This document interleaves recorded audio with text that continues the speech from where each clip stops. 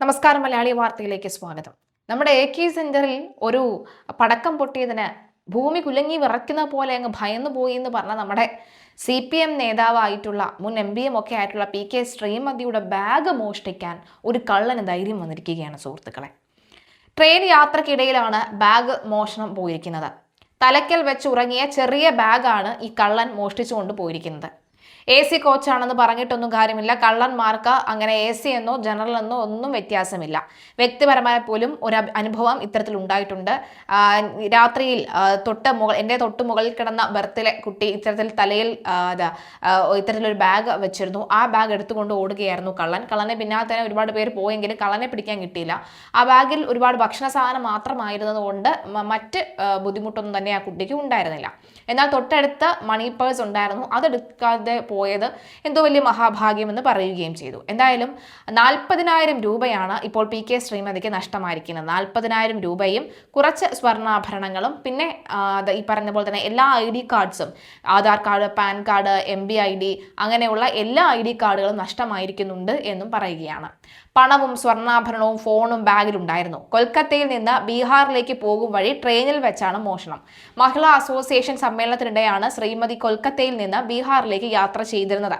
ചൊവ്വാഴ്ച രാത്രിയാണ് ശ്രീമതി യാത്ര ആരംഭിച്ചത്. ഇന്ന് രാവിലെ ഉറക്കമുണർന്ന ബീഹാറിലെത്തിയപ്പോഴാണ് ബാഗ് നഷ്ടമായതായി അറിയുന്നത്.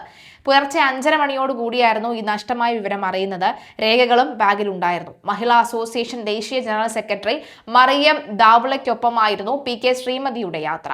ട്രെയിനിൽ യാതൊരു സുരക്ഷ ഉണ്ടായിരുന്നില്ല എന്നും പരാതി പറഞ്ഞിട്ടും പോലീസുകാർ എത്തിയില്ല എന്നും പറയുന്നു. നിരുത്തരവാദപരമായിട്ടാണ് പോലീസ് പെരുമാറിയതെന്നും PK ശ്രീമതി ആരോപിച്ചു.